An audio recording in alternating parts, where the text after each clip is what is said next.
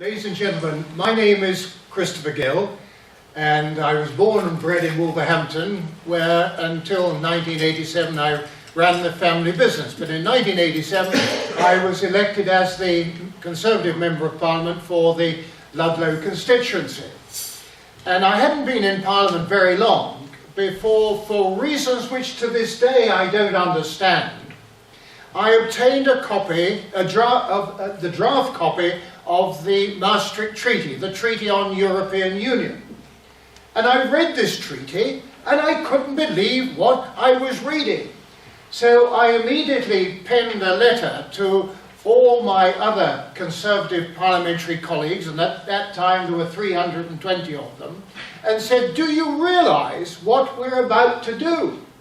And the truth of the matter is, ladies and gentlemen, hardly any of them did, because hardly any of them bothered to read the treaty. And since reading that treaty, nearly a quarter of a century ago, I have been an implacable opponent of European Union. As James Carver has just explained, when we voted in 1975, we thought we were voting for a common market. We thought it was all to do with trade and commerce. But it has now morphed into something entirely different, into a political union. And the awful aspect of this is that it's only in this country, in Great Britain, that the politicians won't face up to the truth and tell you that it was always destined to be a political union. If you listen to what politicians on the continent are saying, they will not deny that all along the plan was to create the United States of Europe. And we've just heard James Carver eloquently explaining that to us. Now, my memory isn't nearly as good as James Carver's. I think it's perhaps something to do with old age, so I hope you'll forgive me if I refer to my speaking notes. I should say also that my current role is as President of the Freedom Association, and that the Freedom Association campaigns not just for individual freedom, but also for national independence. We want to be out of the European Union, and it is the Freedom Association which back in 2006 launched and continues to sponsor the Better Off Out campaign. And I think that most people will understand that slogan, that we are better off out.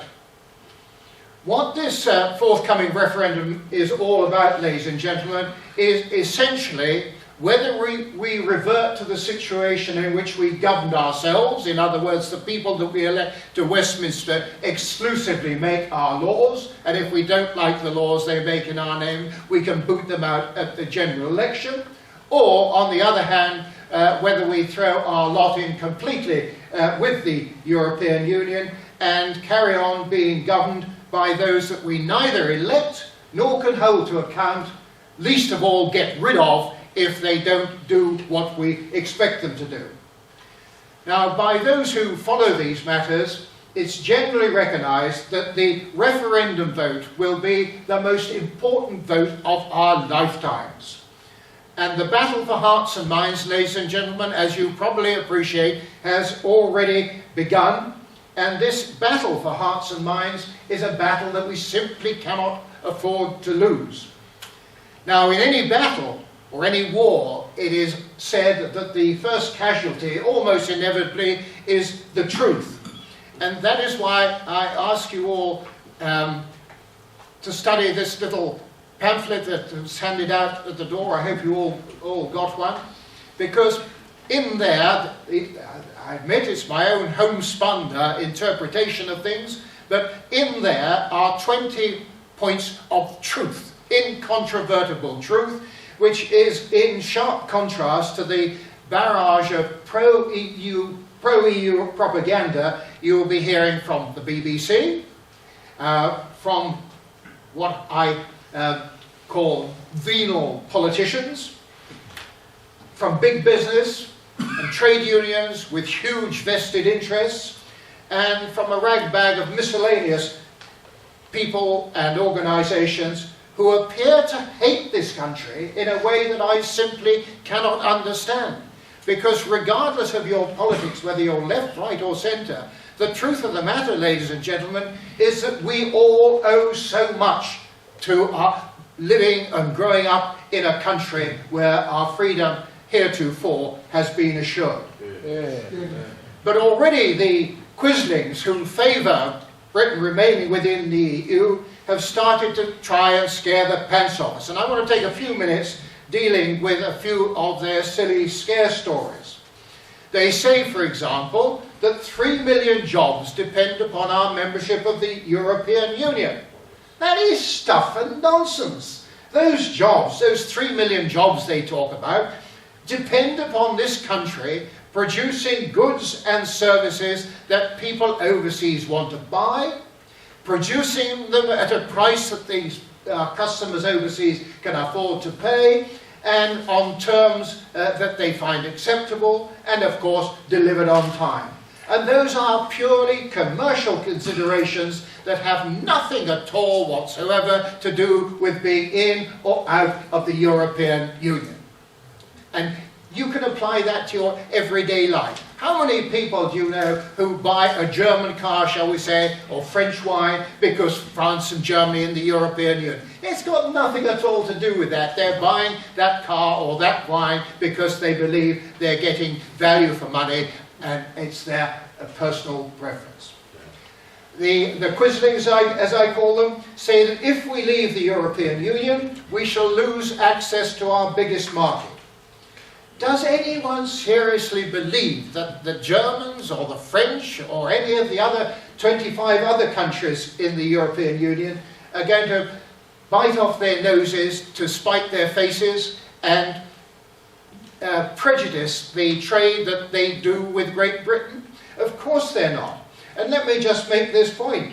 According to the latest figures available, which was for the year 2014, they, the other 27 countries of the European Union, sold to us £62 billion worth of goods and services more than we sold to them.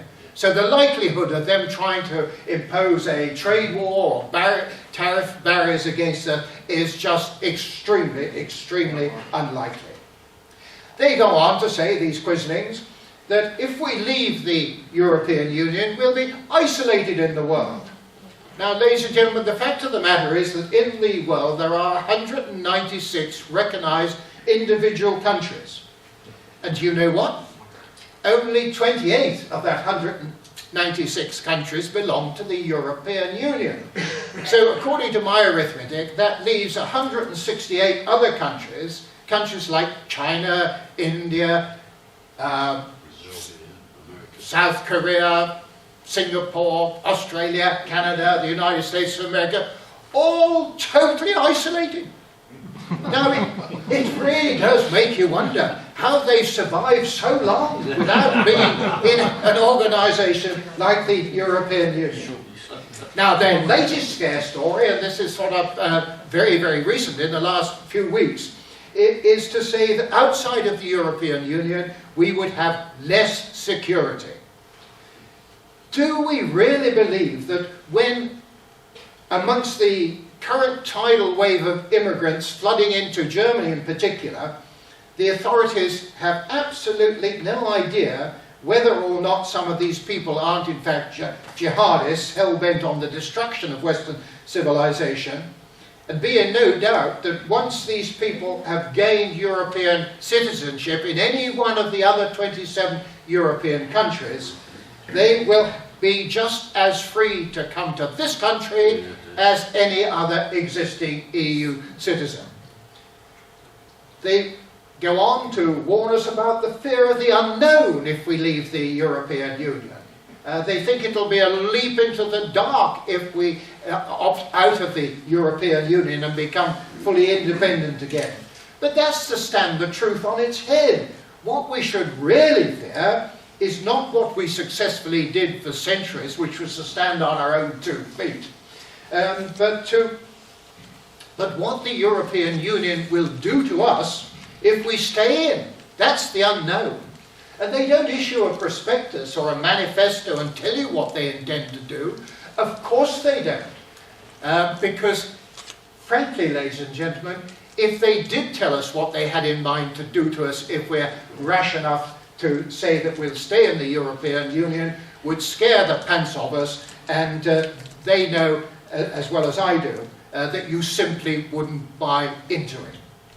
Would you, for example, vote to stay in the European Union if you knew that the long-term aim was to harmonise, and that's a word they use very much, they want to harmonise everything, if the long-term aim was to harmonise the criminal justice system throughout the European Union, as a consequence of which we would lose the historic protections against false accusation, arbitrary arrest and wrongful imprisonment that we Brits have enjoyed for hundreds of years.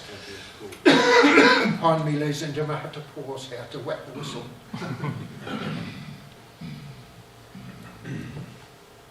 Now, if we do adopt, or should I say, have enforced upon us the European Union's version of criminal justice, called corpus juris, out of the window would go our law of habeas corpus, the right to trial by jury, the presumption of innocence, the right to silence, the inadmissibility of hearsay evidence, the withholding of previous convictions, reporting restrictions, and double jeopardy. And in would come the continental system where defendants have to prove their innocence and where one can be tried again and again on the same charge until the powers that be get the verdict they want. Ladies and gentlemen, before you say it couldn't happen here, let me tell you something. It already has happened here. Under the terms of the European arrest warrant, any one of us can be arrested on the say-so of the authorities in any one of the other 27 EU member states, without the basic necessity to produce even the least shred of evidence that we've even committed an offence.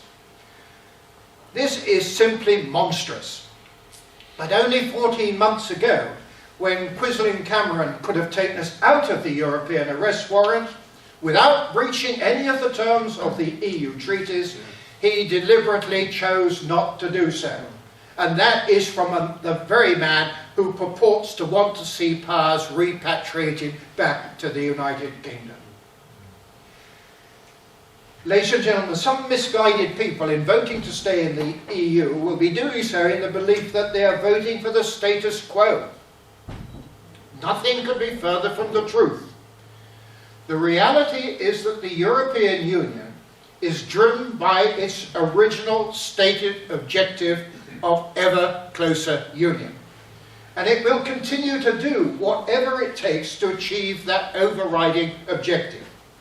The European Union doesn't stand still, and it won't rest until that project is complete. The notion of there being a status quo for you to vote for on referendum day is about as real as a mirage in the desert.